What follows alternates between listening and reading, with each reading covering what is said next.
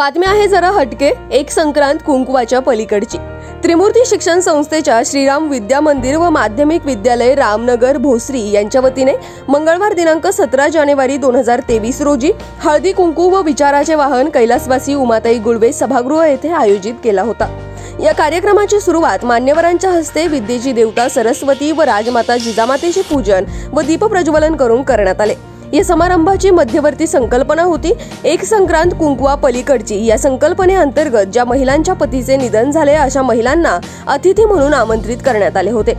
यानंतर सर्व पाहुण्यांचे संगीतमय स्वागत करण्यात आले। कार्यक्रमाचे प्रास्ताविक ज्यांच्या संकल्पनेतून या समारंभाला मूर्त स्वरूप मिळाले व ज्यांच्या पतीचेही निधन झाले अशा विभाग प्रमुख व ज्येष्ठ शिक्षिका सुनीता भोसले यांनी केले। वैधत्व आलेल्या महिलांच्या समाजाकडून काय अपेक्षा आहे यावर त्यांनी प्रकाश टाकला असता काही विधवा महिलांना हळद कुंकू लावत असता अश्रू अनावर झाल्याचे दिसून आले होते।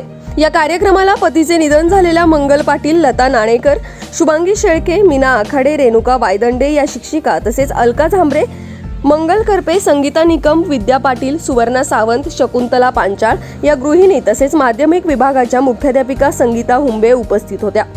माजी नगरसेविका प्रियंका बारसे व माजी नगरसेविका अनुराधा गोफणे, मंगल पाटील, मीना आखाडे, विद्या पाटील, शिक्षक प्रतिनिधी राजश्री जाधव, पालक प्रतिनिधी वर्षा गायकवाड यांनी मनोगत व्यक्त केले। या कार्यक्रमाचे सूत्रसंचालन सुरेखा कालेकर यांनी प्रभावीपणे करून महिलांच्या भावनेला हात घातला। याच कार्यक्रमाच्या औचित्याने सर्व महिलांना हळदी कुंकू देऊन ओटी भरण्यात आली। कार्यक्रम यशस्वी होण्यासाठी माध्यमिक विभाग प्रमुख सीमा शिंदे व दोन्ही विभागाच्या सर्व महिला शिक्षकांनी विशेष प्रयत्न केले। तसेच आपला आवाज आपली सखीच्या भोसरी विभागातील प्रतिनिधी धनश्री जुवेकर यांनी सहकार्य केले। याच बातमीचा आढावा घेतलाय आमचे प्रतिनिधी भानुदास हिवराळे यांनी। पाहुयात।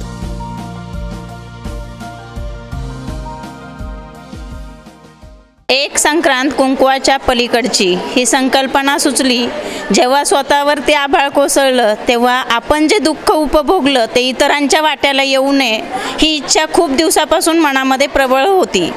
त्या इच्छेला पूर्णत्वामध्ये आणण्याचा आजचा योग आला। आपल्यासारख्याच दुःख भोगणाऱ्या माता भगिनींना जगण्याचं नवीन बळ द्यावं, त्यांच्या जखमी पंखांमध्ये नवीन आशा, नवीन ऊर्जा निर्माण करावी अशी मनातून जी इच्छा निर्माण झाली, या संकल्पनेतून आजचा हा हळदी कुंकवाचा विशेष कार्यक्रम आमच्या शाळेच्या वतीने या ठिकाणी घेतलेला आहे। हे माझ्या कार्याचं पहिलं पुष्प आहे आणि हे असंच काम पुढे करत राहणार आहे।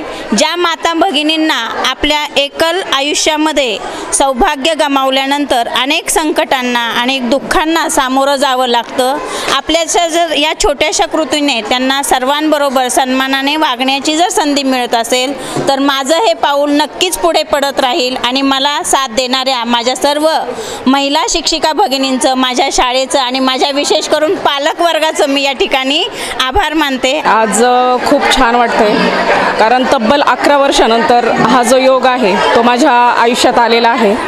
कारण कसं आहे, पती गेल्यानंतर जी समाजाकडून वागणूक मिळते ते अत्यंत भयानक आहे।